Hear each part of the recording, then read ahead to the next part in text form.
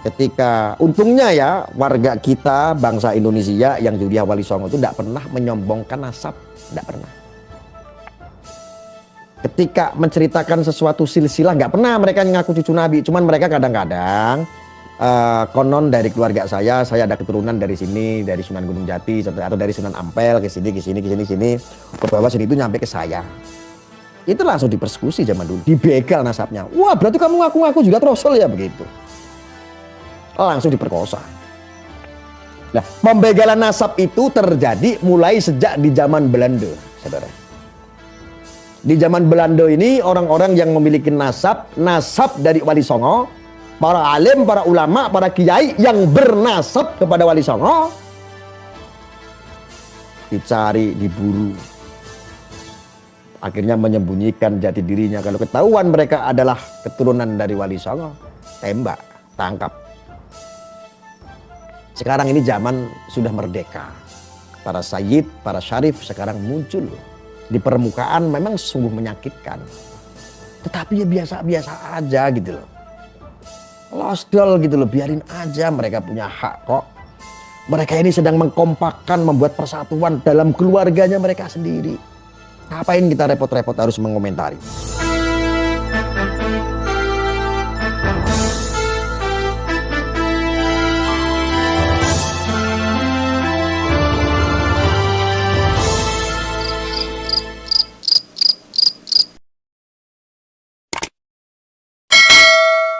Ketika ada kajian-kajian nasab tentang Ba'alawi ini tersambung atau tidak, ini membahas soal ilmu. Jangan didasari dengan kebencian. Memang tidak sedikit ini dikaitkan kebencian-kebencian ente termasuk saya, karena di Ba'alawi ini banyak oknum. Tetapi saya yakinkan kalau kita orang yang waras, yo jangan dipukul rata. Nanti ada dari Ba'alawi yang alim, kalian serang, itu saya tidak setuju dan tidak sepakat. Nggak boleh, itu menolak secara kemanusiaan. Haram, nggak boleh. Insya Allah kalau muhibbinnya Habib yang alim, insya Allah tidak ada lah. Caci maki itu tidak ada. Biasanya yang suka caci maki itu ya budak-budak dari oknum Habib itu. Ya, mereka sudah terlalu kemakan doktrin, semangatnya sudah luar biasa, repot gitu lah. Kajian imat belum benar kok dikawal, loh, kok dibela, komentarnya ya, itu ada komentar, kajian imat belum benar kok dibela. Siapa yang bela? Kami mengawal itu ibaratnya begini, polisi ketika ada orang yang huru hara itu tuh mengawal, mengamankan. Dari pihak pro maupun yang kontra itu adalah tugas polisi. Manfaat tidak? Manfaat. Kami tidak membela Kiai Imad, tidak, tetapi kami mengawal. Kajian tersebut kami kawal, bukan membela. Malah kami panas-panasin ente kok. Kalau kami kan hanya sebatas mencari kebenaran. Makanya ente yang merasa punya kebenaran, pantah kajian Kiai Imad, selesai. Masa kita mengawal ilmu kok nggak boleh? Kan boleh. Betul apa betul saudara? Betul apa betul saudara? Jangkrik bos. Tesis dibalas tesis, betul. Kerjaan saya itu cuman provokasi biar dang ketemu gitu loh. Saya itu seperti sabdo wali, nek ngobati wong loro kuwi, orang sakit kalau nggak sembuh itu ya mati, gitu aja. Nek Kiai Imad itu nggak bener ya biar Kiai Imad yang mati. Kalau kalian yang nggak bener ya biar kalian aja yang mati, yang sekarat. Tugas kami itu mengawal ilmu kajian. Dan saya manas-manasin kalian yang pinter-pinter biar tepat membantah kajian Kiai Imad. Gitu loh, sebagai seorang intelijen tuh harus gitu loh bro. Tapi ya susah ya. Ya saya juga memaklumi kok kalau kadang-kadang kadrun itu memang SDM-nya kurang. Saya memahami itu. Memahami. Udah tes urin belum? Ya, tes urin mau ngapain? Ngapain tes urin? Lah orang kadrun itu kan gampang dikibuli gitu loh.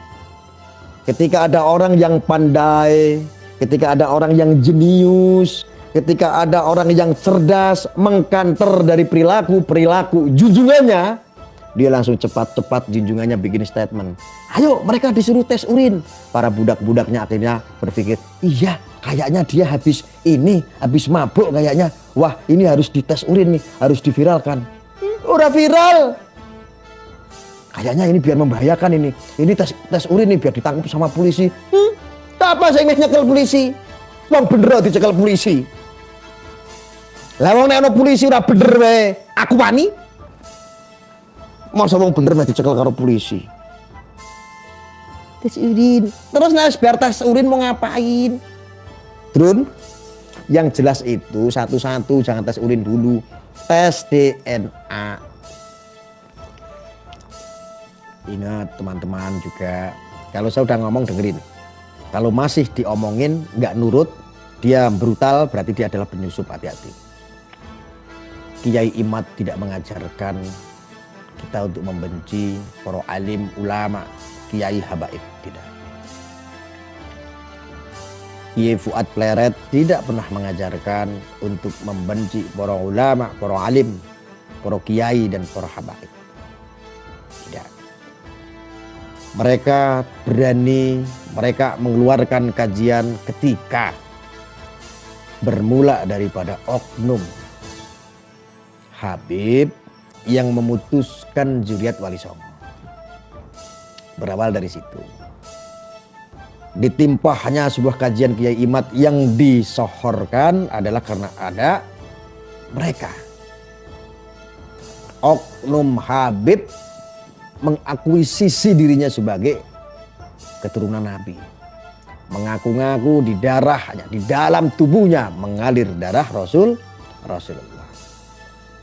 Nah, semua itu kan berawal dari itu.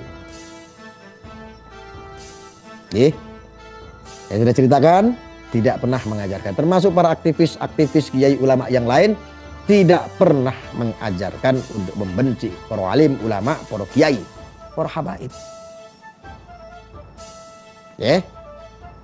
Lah, di framing lah sama budak-budak politik praktis, seolah-olah ketika mengkritik oknum, lalu mereka langsung spontan dengan kompaknya menstigmakan orang-orang yang membantah para oknum-oknum tersebut, distigmakan sebagai para pembenci habaib. Mereka sendiri yang mulai beli itu. Mereka sendiri yang memframing seperti itu. Menstigmakan orang-orang yang mengkritik oknum itu dimaknai sebagai pembenci habaib. Lalu ada yang tanya, yang itu sudah terjawab ya. Ada yang tanya lagi sama saya, Gus Arya, sebetulnya Habib itu keturunan Nabi atau bukan? Saya jawab, bukan. Karena dari dulu saja saya mencintai habaib, saya menghormati habaib karena keulamaannya, karena ilmunya, bukan karena nasabnya. Wong dalam Islam itu zuriat Rasul itu ya Sayyid namanya, Syarif, bukan Habib, bukan. Sekali lagi ada yang tanya, lalu Habib itu sebetulnya cucu Nabi atau bukan? Saya jawab, bukan, menurut penelitian dari Kiai Imad. Saya ngomong kayak begitu biar apa? Biar kamu panas. Saya ngomong kayak begitu supaya apa? Biar kamu itu ngadu sama junjunganmu. Kalau kamu sudah ngadu, saya tumbalkan Kiai Imad. Bantah Kiai Imad. Bantah dengan ilmiah. Biar aku yang untung dapat ilmu. Kalau Kiai Imad yang salah, maka cukup sukseslah kesahihan para nasab habaib. Aku kesini untung, kesana untung. Mantap tidak saudara? Mantap tidak saudara? Jadi kajian saya ini insya Allah ini bermanfaat supaya kamu bisa berpikir dengan baik. Ya, mudah-mudahan menyampaikan hal seperti ini itu sudah cukup bijak mudah-mudahan.